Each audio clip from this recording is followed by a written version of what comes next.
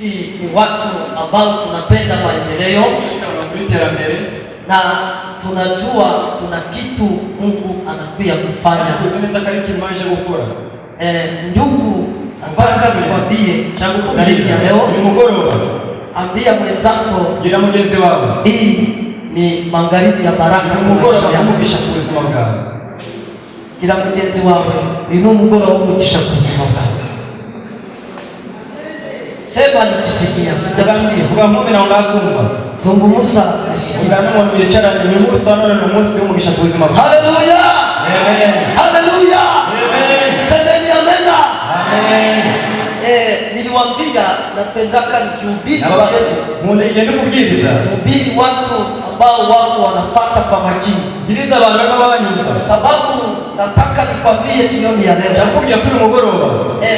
Mpango ya Mungu juu ya maisha yako. Mugambo Imana ku buzima bwawe. Iko zaidi mpango iko juu ya mpango yenye shetani iko nayo kwa maisha yako. Ndio kumugambi Satani afite ku buzima bwawe. Hauwezi kuelewa. Na ubisobanukirwa. Sema kuelewa. Na ubisobanukirwe. Uishi yako leo. Kwa ulimusono. Si kwa sababu balozi wanasikia uko abalozi bakugira imbabazi, lakini ahubwo mpango ya Mungu juu ya maisha yako ku buzima bwawe. Sasa ukitambua ya kwamba musonekirwako wewe hauishi utabayeho kubw'umuntu, hauishi kwa sababu abayeho kubw'abantu, hauishi kwa sababu ya kitu chochote, hawepo ikintu icyo ari cyo cyose, hautaogopa kitu chochote, nta kintu kibasha gutinya. Maana adui wa imani ni woga, umwanzi wo kwizera n'ubwoba. Hata Mungu akikwambia mambo mingi, Imana kubwiye byinshi, wewe ukiwa na woga hakuna kitu utapata kwa Mungu. wewe ugira ubwoba na kintu zabona imbere y'Imana, sababu Mungu anataka Imana irashaka ndani yake wewe ukue wazi na kumtafuta. wewe ube witeguye ushaka Imana.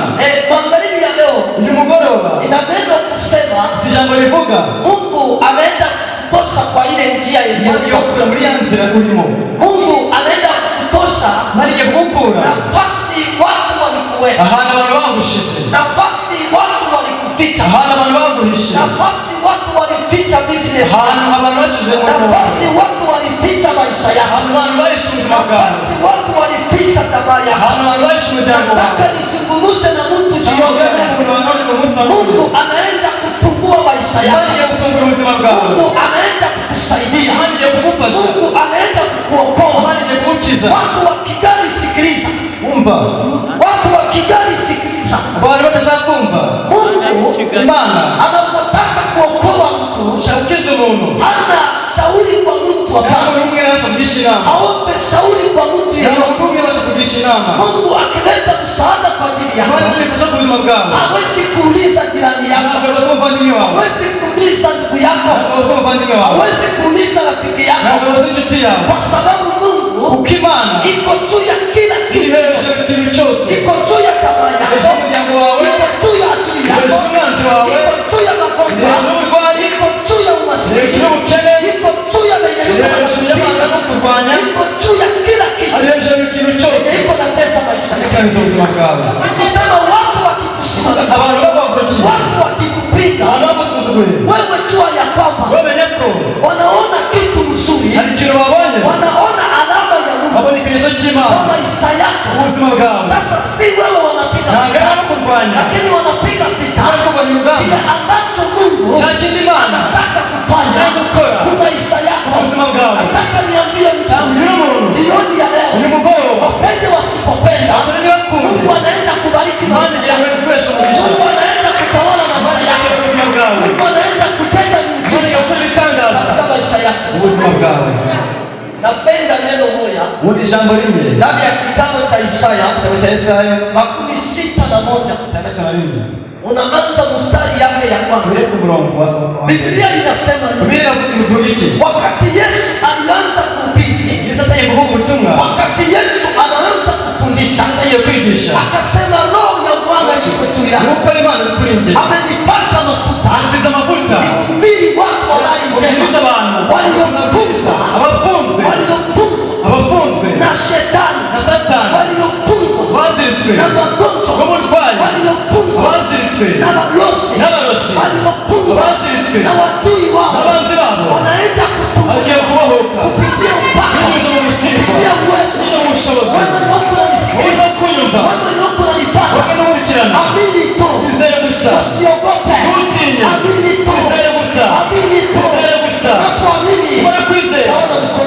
ko kw'Imana. Soma ile fasi. Samaria hano. Isaya 61 mstari yake ya kwanza. Murongo wa mbere. Ina kitu nataka nizungumze. Alitumia kuvuga ngoroba. Umwami Imana ari kuri nje. Roho ya Bwana Mungu iko juu yangu. Kwa sababu Bwana Mungu amenipaka mafuta. Ni ubiri wanyenyekevu habari njema.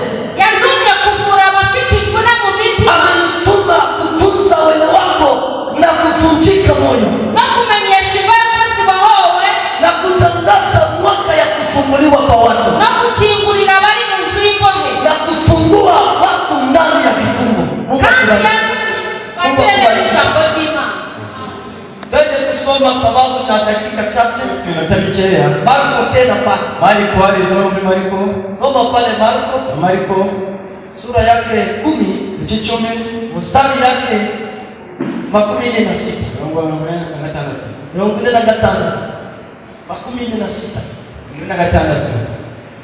Usome muri Marko ibice 10 umurongo wa 46. Nuko bagera i Yeriko. Akivanye i Yeriko n'abigishwa be n'abantu benshi, asanga umwana wa Timayo witwaga Bartimayo, umusezi w'impumyi, yicaye iruhande rw'inzira. Yumvise ko Yesu w'i Nazareti ari buje, aherako arataka cyane ati, Yesu mwene Dawidi mbabarira. Abantu benshi baramucyaha ngo ahore, ariko arushaho gutaka ati, ngoja kwanza utarudia tena pale. Ngusubiri hariya. Sasa yote tusimame kwa miguu. Bose abantu bose bicaye bahaguruke mu maguru yacu. Bahaguruka bose bicaye. Anza tena pale hariya. 16. Nuko bagera i Yeriko.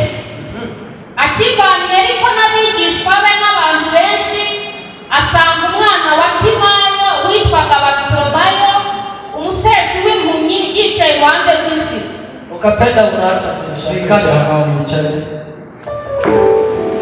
Niko nataka kuzungumza cha kuvuga habari za kufunguliwa ya mtu yokuboka k'umuntu.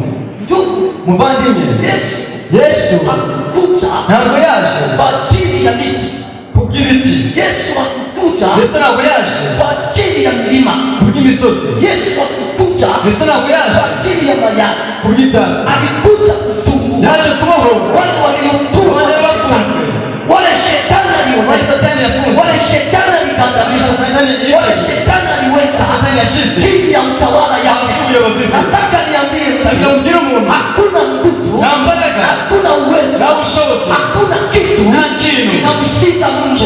Isiyowezekana kwa binadamu, kwa Mungu inawezekana. Ile watu hawafikiri, ile watu hawafanya, ile watu hawafikiri, Mungu anapita fasi ya akili ya mwanadamu inaishia topo ya Mungu inaanzia fasi watu wanakutoka, fasi watu wanakutoka, wanasema Mungu hatuwezi fanya kitu. Hata niwaambie kuna msaada ya wanadamu na kuko kwenye wanadamu wanafikaka wanakosa kitu, waganga wanapima wanakosa kitu, waganga wanatunza wanashindwa. Lakini nimesoma maandiko, nimesoma neno la Mungu, Kristo ashindake. Hata watu wanashindwa, lakini Kristo hawezi kushindwa. Haleluya. Biblia inasema ilikuwa mtu mmoja jina yake Bartimayo, mtoto wa Timayo. Biblia inasema alikuwa kipofu. Mtu ni kipofu. Kitu ya pili Biblia inasema alikuwa anaomba. Kazi yake ilikuwa kuomba. Alikuwa kiomba. Ndio naona kwamba ndio wakati yake ina maisha ingine unaweza kuishi. Haiko mapenzi ya Mungu, ni watu walipanga juu yako. Lakini hata nikwambie, hata watu wanapanga kufanya maisha yako mbaya, Mungu ana mpango mzuri juu ya maisha yako. Ndani ya kitabu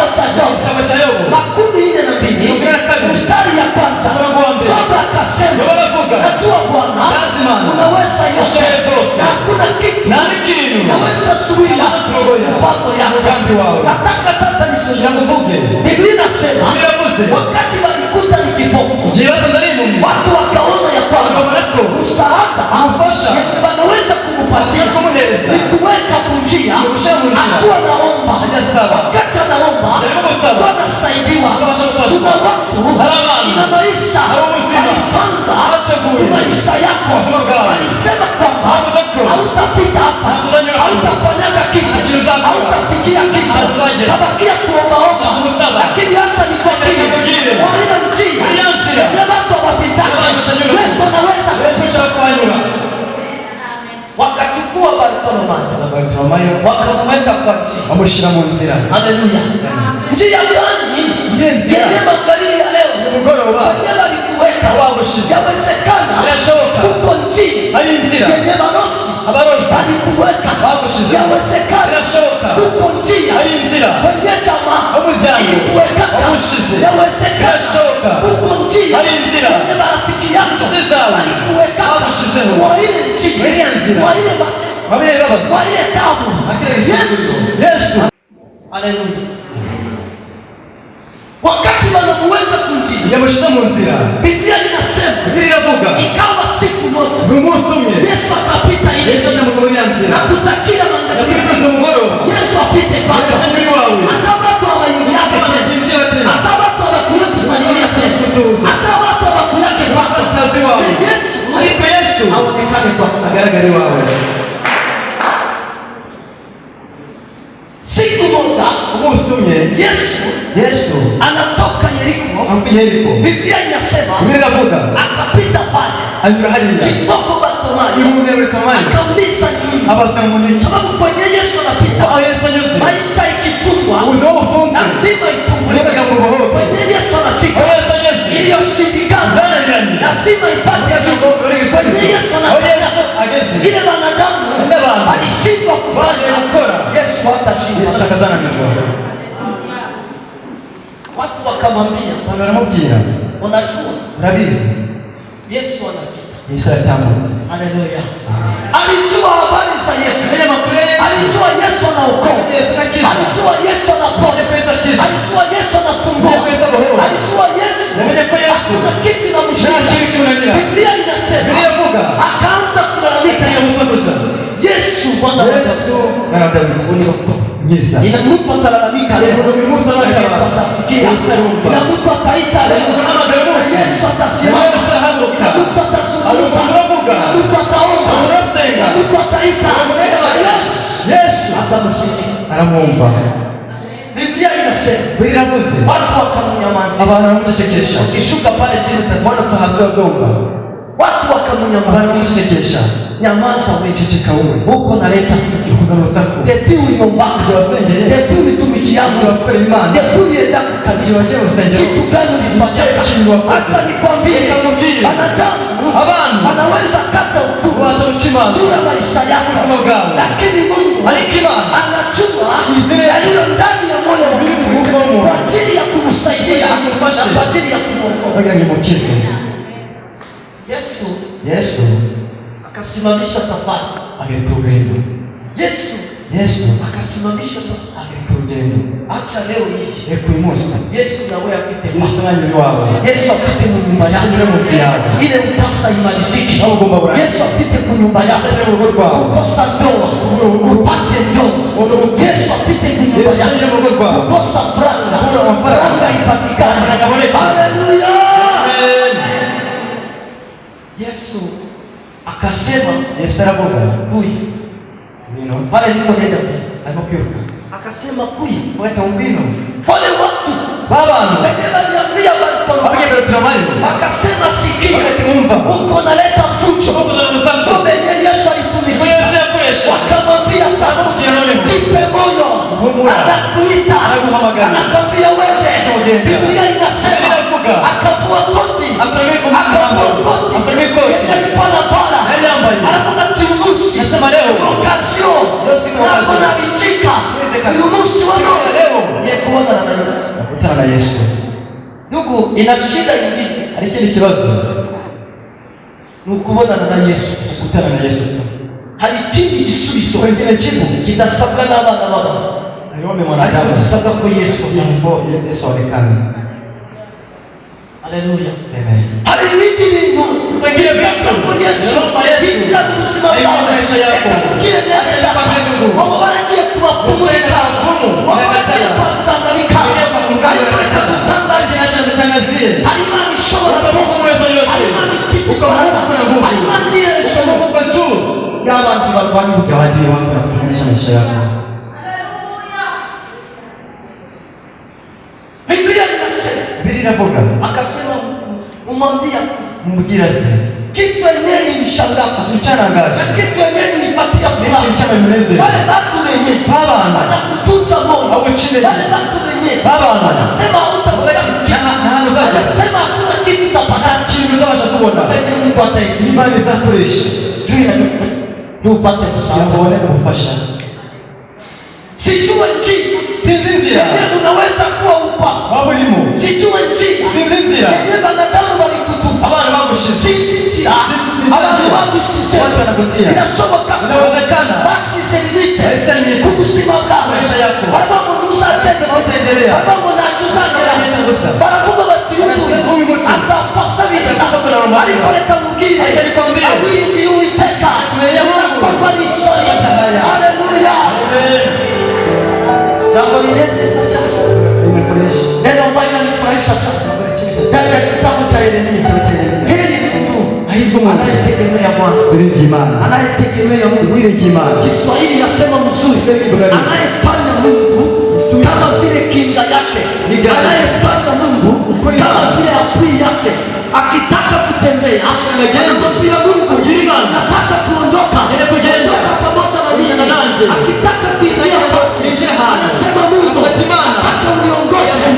Nataka nikwambie, Mungu hatakuacha. Akawa na kucheka, akawa na kusahau, hata uko bure, hata uko kipofu, uko mwenyewe uonake, uko mwenyewe ufikiake, uko mwenyewe ukusake, uko manguo, kufanya sana. Lakini acha nikwambie, Yesu yuko pale kwa ajili ya usaidizi. Unajua, ina maisha nyingine. Watu wanajua hautafika. Watu wanajua hautaolewa. Watu wanajua hautapata franga. Watu wanajua hautapata kitu. Watu wanajua magonjwa yenye uko nayo. Kabisa kila. Aliko. Alimamie.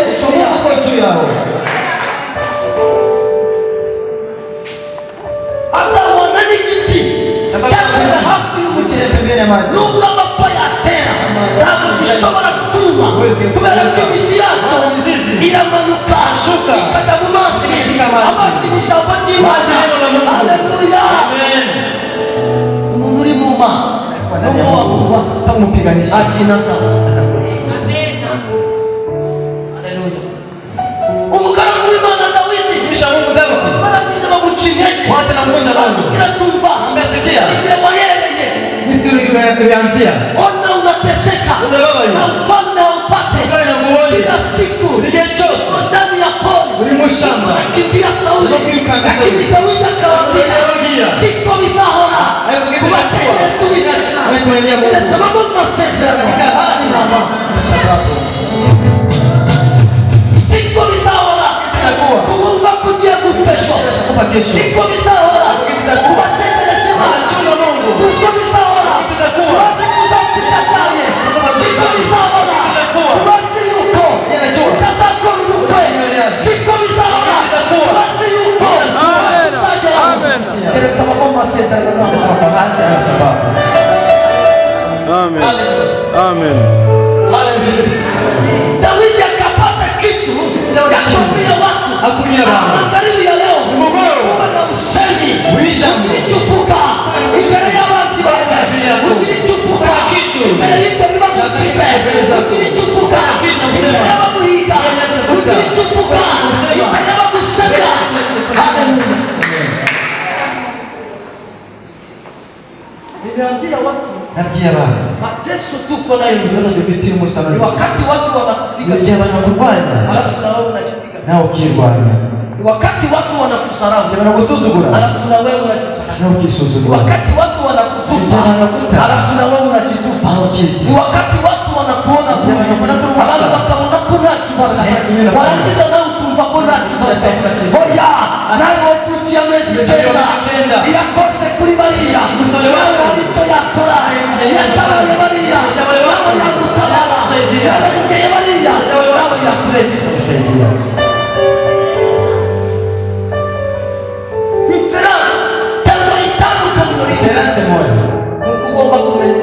Unajua Mungu mwenyewe anaishi na mwanae. Bartolomai. Wanakuchekesha. Anamwanzisha. Kila watu yumusana kusana. Alikuwe. Lakini yeye. Anasitasha. Atawawe. Asaidiwe. Sitasha. Anamwanzisha. Unapatia vitu. Kwa kile pasi. Mambo ya mafara ya pesa alipoyakomeza kwa kile nafasi. Mambo yalivyokuja kwa chakula alipoyakomeza kwa kile nafasi. Mambo yalivyokuwa kwa mavazi alipoyakomeza kwa kile nafasi. Maisha bila Yesu, uzima Yesu, uzima wa milele. Itakuja mbali. Kuna misikia kunywa hata yote ikadose. Lakini bakia na Yesu alipo. Bwana Yesu uzima bwana. Biblia inasema kitu mzuri sana. Ukienda kwa Matendo ya Mitume sura yake 3 unaanza mstari ya kwanza. Biblia inasema Petro na Yohana walikuwa wanaenda kwenye kanisa mlango mzuri, wakakuta kiwete toka kuzaliwa yake. Alikuwa hayatembei, alikuwa hayafanya kitu, alikuwa yaona muujiza, alikuwa yaona maajabu, lakini alipokutana na Petro na Yohana wakamwambia, sikiliza, hatuna pesa, hatuna dhahabu, chenye tuko nacho tunakupatia kukueleza. Amen. Amen. Inawezekana ulipata Bwana, inawezekana ulipata pesa, inawezekana ulipata watoto, ulipata nyumba, lakini acha nikwambie, kuikalisha Yesu ndani ya maisha yako inashinda kila kitu yote. Sana mwenye anakuja kupiga vita atakutana na mwenye na Yesu. Amen. Mwenye kukuya kukupiga anakutana na mwenye na Yesu. Amen. Vile Yesu akugonga, vile Yesu alikufa kwa ajili yetu, vile Yesu akushindwa, wewe hautashindwa. Esheke ya kwanza, kuchindwa kwa mbele tugira, nuko twirwanya, nuko twishinze, nuko dushaka kwitaba. Mugihe twakagombye gutabarwa hakukumva ko ari wowe ugomba kwitaba. Haleluya. Petro na Yohana baramubwira bati, na pesa ni zawe tunakupatia kwa jina la Yesu, simama upawe. Biblia inasema wakamshika mkono nguvu baraka ikakuja kwa miguu yake.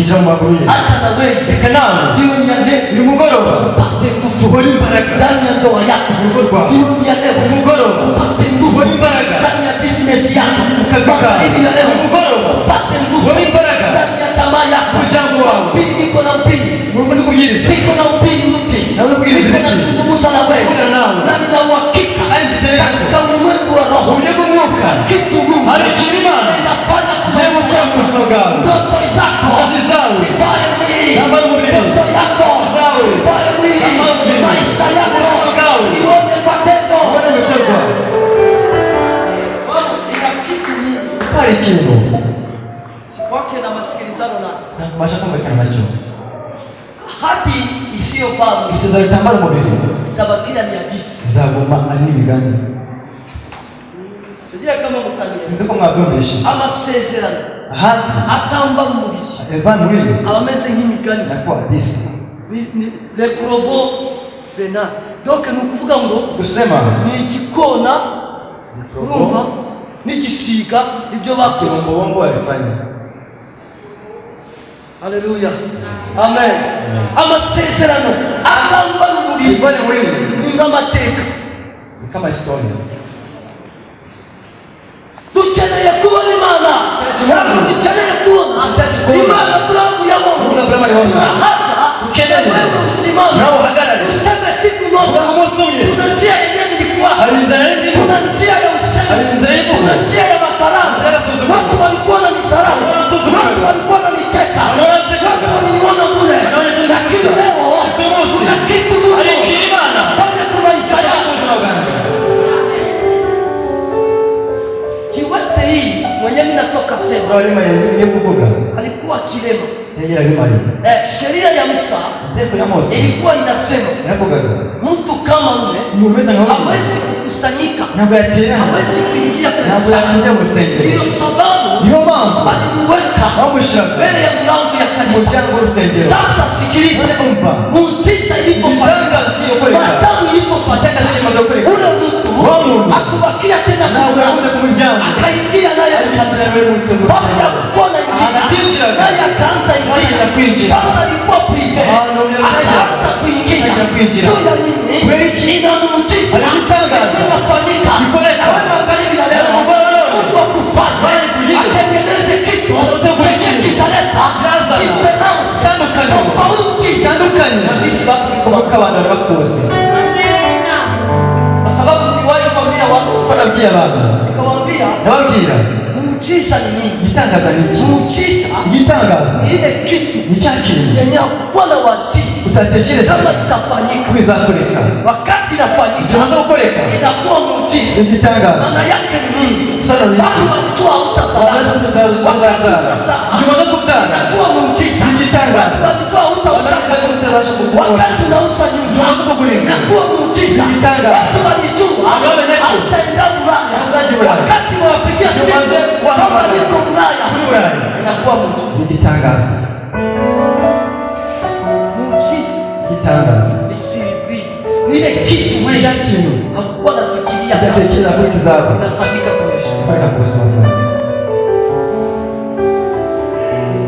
Na hii muujiza ikigitangaza alikutana naye bila kwenda kwa hospitali, bila kukutana na daktari, lakini macho yake ikafunguliwa. Acha niwaambie Wakristo, kitu kinatuua, shida tuko nayo.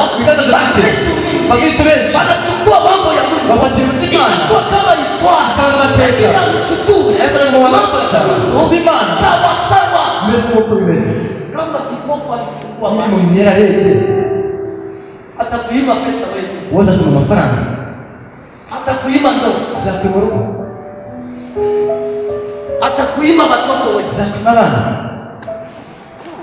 Ni kusema na sisi yenye tunajua, yenye tunaelewa, tunalikamata kama vile atisi. Lakini magharibi ya leo hapana kuchukua neno la Mungu kwa kawaida. Bisanzwe chukua neno la Mungu kama muujiza kwa maisha tangaza kuweza bwawe.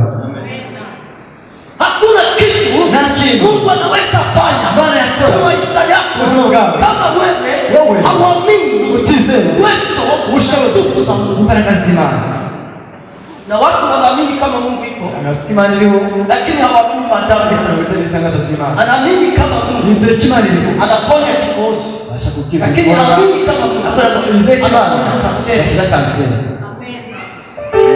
Amen. Kwa kifupi tunalimite toke tunatia bariere kufanya kazi. Yego. Dufunga inzira y'Imana. Ayitusi neza kw'imacho yako. Alikuwa nini? Na ukawe wewe ntabwo yabikora. Unaweza ifanya. Nicho kibazo Sara yagize. Ndio problem Sara kwa nayo. Aremera Abrahamu umugore. Ambia Abrahamu mwanamke. Aramuremera akamwambia mwana. Aramutumva. Asasikia. Sina zaeka. Anatika mbiha. Ndio kukiye ko. Na nyuma ya se. Mungu anafanya. Ngoma za kisasa. Sisi zaeka. Ngoma Ishaisha. kutana moto kugira ngo yatuye injiza ahubwo yatuye ningewasha kuelekeza abantu ningebibazo ningebaganya oya na kwamba Toromayo Yesu alifika naomba uache kwa kuongoza fika.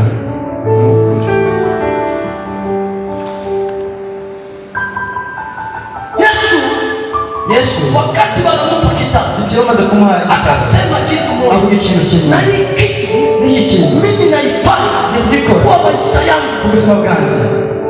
Roho wa Bwana yuko juu yangu, Mungu Imana yuko amenipaka mafuta ili wanyenyekevu ngiriza watu waliofungwa wapate kufungwa. Kitu gani inafunga maisha yako? Kitu gani inafunga ndoa yako? Kitu gani inafunga jamaa yako? Kitu gani inafunga business yako? Wewe ni uko unanisikiliza na wewe ni uko unanifuata, tambua kitu kimoja, sema Mungu anaweza, Mungu anaweza. Ukisema Mungu anaweza, hata adui wako anakatika nguvu. Ukisema Mungu anaweza, hata balozi wanakatika nguvu. Lakini si wewe kusaidia kupasha mwanzo wako. Sema huko unazeeka, unashaje, wewe useme nimezeeka. Wakati wanasema nimezeeka, wewe kwa kioo anza kuona kwa ulimwengu ya roho. Spirit haizeeka, ngozi tu inazeeka, lakini spirit ya roho haiwezi kuzeeka. Kwa kifupi hii maisha uzima watu niko wanaona na macho yao, nini nazeeka, nini nagondoka, nini nanumiaka, lakini ndani kuna utajiri yenye Mungu aliweka, yenye waonake, yenye majirani hawaonake, yenye ndugu yako hawaonake, yenye marafiki hawaonake. Ile kitu ukiitambua hautaogopa na kuzatile, hauwezi ogopa. hauwatili kitu chose. Neno moja linamjenga sana. Biblia inasema kama Mungu yuko kwa upande wacu, manzi wacu nini? Si Mungu yuko kwa upande wako, unaogopa nini? Si Mungu yuko kwa upande wako, unalia kwa nini? Simama tu na Mungu. Biblia inasema usakambia Waisraeli usiogope, mwende tu mbele. Wamisri unayowaona hamutaona tena, wale wanaowatesa unayoona leo hamutaona tena. Bwana atawapigania wenyewe mjina majina. Lakini sisi pahali pa kunyamaza wewe unasema, pahali pa kuendelea wewe unarudia. Magharibi ya leo nataka nikwambie Mungu anakuja kukutoa, anakuja kukuondoa ndani ya ile njia inawezekana. Watu walikalisha ndani ya usomaji, ndani ya umaskini, ndani ya magonjwa, lakini hata nikwambie Yesu yuko napita kwa njia na akipita anafanya tofauti na ile watu wanafanya. Akipita anafanya kitu hata jamaa yako hayofanya. Akipita anaokoa wewe, anasaidia wewe, anapigania wewe, anainua wewe, anabadilisha.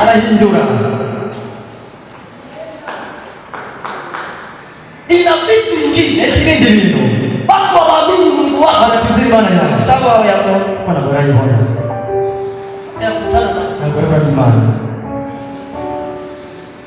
wale watu wakaambia Bartimayo, jipe moyo, anakuita sasa. Alisema huko naleta fruto, lakini ya pili akasema jipe moyo, anakuita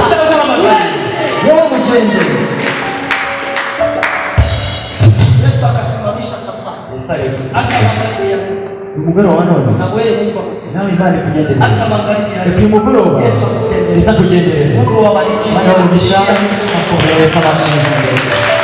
Usimame tuombe. Nafikiria kwamba kuna kitu nasikia kwa maisha. Alichomisha ku buzima bwawe. birashoboka wewe kwamba uri hano wewe ni kama Bartimayo. kwezi ni Bartimayo. Unanichukia Bartimayo. Hari inzira bagushizemo Nakosa kukusaidia. uri kuno bagufasha Maana kutupa. baraguta. Ili kwenyewe Rekana baguta. ndio kwenye Yesu atakupa. Yesu ajya kugukura. Simame tuombe. Tuko dusenga Imana. Simame. Tuhaguruke ku maguru yacu dusenge. Napenda niendelee. Dukomeze. Siku nyingine mtaipokea. Umunsi tuzaza. Ndio nitakuya tena. Siku yake mie sitembea tena. Kumgare bisanzwe. Amen. Ubu ntabonye abakirere. Si atuondokake hivi. Bari ko kugenda gutya gusa. Na makutano yetu sai Matendo yacu. ndio kuanza sasa. Wewe utangira amasaha kete twaraje. Sai kuna rudia. Ete gusura mu rugo. Amen. Amen. Najua Ndazi. fasi gani wamekuweka. Yeye bagushize. Wapi wamekutupa? Yeye bagutaye. Jamaa imekuweka wapi? Ya bagushize. Marafiki wamekuweka wapi? Inshuti zagushize. Bartimayo walimtupa. Bartimayo bamushira mu nzira. Kiwete walimtupa kwa mlango ya kanisa. Wao wale bamushira mu nyambo rusenge. Hawakusaidia. Ntabwo bamufashira gutaye gusa. Lakini Ariko Yesu akamkuta. Yesu amusanga. Na wewe Yesu. Nawe Yesu amusange. Hao wako. Asabikira. Ashamkujira mu muryango. Akorera katika familia. Niko naona watu Kuona abantu wametupwa na jamaa. ashimye mu miryango. Hauna kitu ya kusema. Ntakize cyo kuvuga. Wewe ndio bana kamati yake sisi. Yo hatiri nanzuro. Hamna mtu wowote hiyo kisa. Kanisa kwenye kamati ya. Wewe ndio bana kamati yake sisi. Yo hatiri nanzuro. Naomba Mungu. Yasinge Imana. Mungu akutoshe kwa hili. Maji gukora mahera nzira. Watu basikuba na kupangia. Abantu baje Na gutegurira. wewe ukwenda jipangia. Muje witegurira.